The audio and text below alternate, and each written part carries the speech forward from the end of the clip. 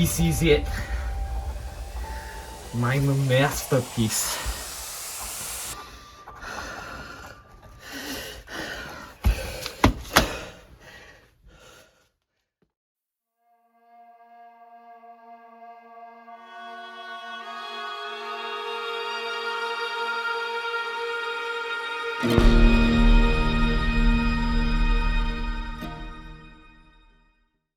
Three, two, one, action. History has never seen a more influential author than the legendary Franz Kafka.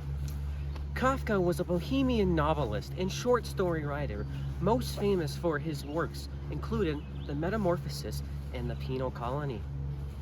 Kafka's works cover a range of themes, including isolationism and existentialism, but most resemble a form of some sort of acid trip. In today's episode, we'll take an in-depth look into the mind behind the pen.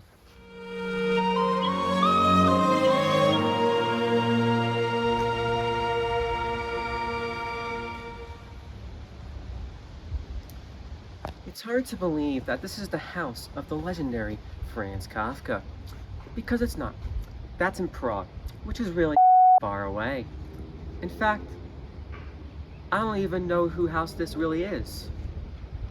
Hey! Who the hell are you? Right. Get off my property! Some viewers may be wondering, who the is Franz Kafka? Well, we sought to answer this question. But first, a message from our sponsors. Introducing bugs. Bugs, they like to critter around. Call 305-808-7918 to learn more. Side effects may include cancer, red 40, turning into a bug, coughing, oozing, slime, death, pregnancy, compulsively writing unanswered love letters, even more death, and turning into a bug.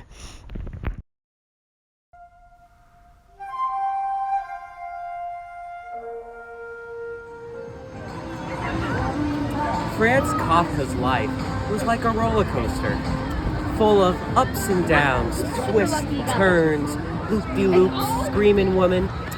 But no one knows this more than world-renowned Kafka historian 11 Kilometers.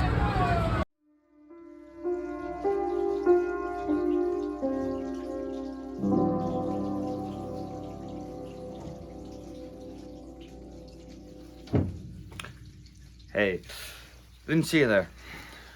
Now, if we want to understand the complexities associated with Kafka's later life, first we need to take a look back at his childhood. Franz Kafka was born in 1883 in Prague as the eldest of 6 children to Julie and Hermann Kafka. Kafka's childhood was very lonely. Both of his parents worked long shifts at work and hired governesses and stewards to work the house while they were gone. Papa? Nein! Nein! Nein! Nein! Not das bitte, Nein! Papa! Franz Kafka's father, Hermann, was loud and overbearing. True Kafkan strength, loudness of voice, endurance, and sheer worldly presence. Kafka later complained of his father's overbearing and dominant nature in letters to his father.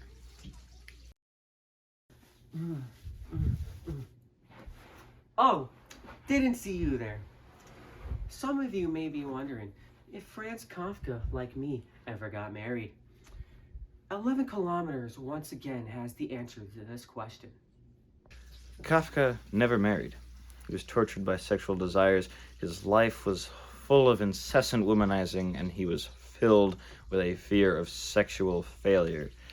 In 1912, he entered a relationship with Phyllis Bauer, who worked at a dictaphone company. Many letters were written to her, and although she never replied, they were later compiled as letters to Phyllis and published.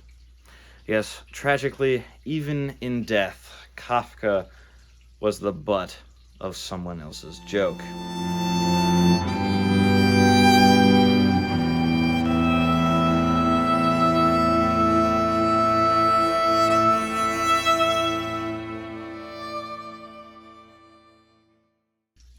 Kafka's third engagement happened around 1920 to one Julia Warzek, a poor, uneducated hotel maid. Before the date of their intended marriage, he started a relationship with yet another woman. During the period of time during which he knew Bauer, he reportedly had an affair with a friend of hers, Marguerite Bloch.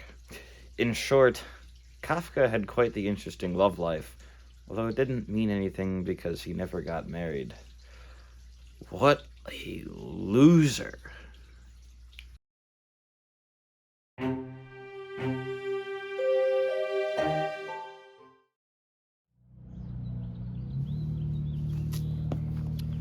If you give a narrator a cookie, he'll ask for a glass of milk.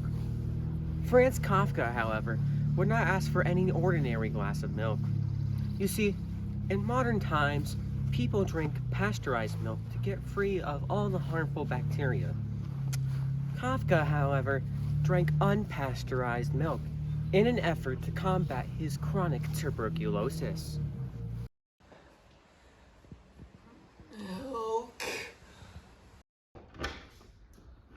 Many have tried to understand the mind of Franz Kafka, but few have come closer to this than Connor Sterling, leading Kafkologist at MIT. The primary means by which modern Kafkologists peer into the mind of the legendary writer are through the works that he's left to posterity. One of the most influential of Kafka's works is Metamorphosis, a story in which the hero, Gregor Samsa, turns into a bug. Gregor's family is forced to deal with the consequences of having a disgusting man-sized beetle living in their apartment. At first, Gregor is well cared for by his sister, Greta, even if his family finds him repulsive. But, by the by, the family eventually begins to turn on their buggy son, treating him worse and worse until he wastes away and expires.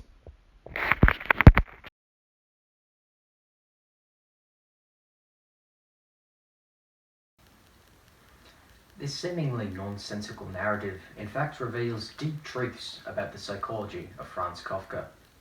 A quick Google search will turn up themes like alienation, the limits of sympathy, and isolation. These are all pretty much bull. You see, the real meaning of Metamorphosis is that there is no meaning. It's just about a guy turning into a bug. Kafka, he didn't write so that 21st century English nerds could write thematic essays about his stories. No. See, he just wrote whatever was in his head. And what was in his head is just off the rails insane. If you still have any doubts about Kafka's sanity, or lack thereof, we need only take a look at another one of his narratives, In the Penal Colony. This short story is about a European diplomat who travels to some backwoods island country in which he witnesses the execution of a convict using a rather gruesome torture device.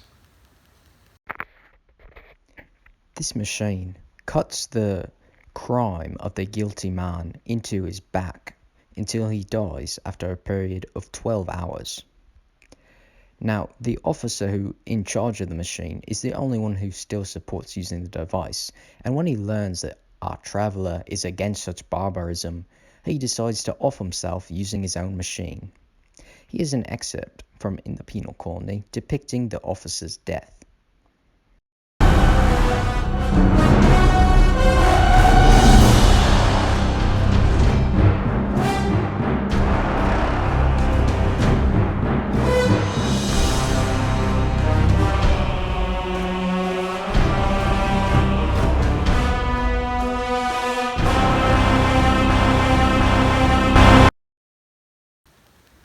Clearly, the guy had problems. Kafka was a deeply disturbed man.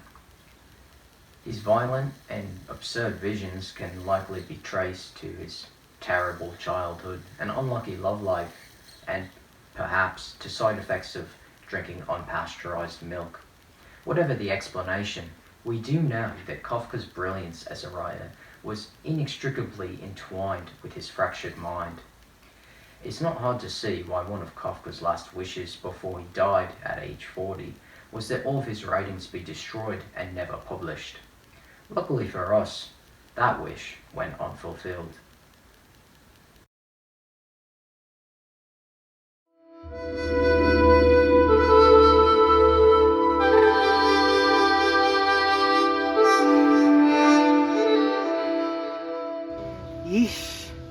that was some pretty dark stuff. As you can see, Kafka was a writer who was deeply influenced by his childhood and mental condition. We have seen the unique themes of his work and his psychology.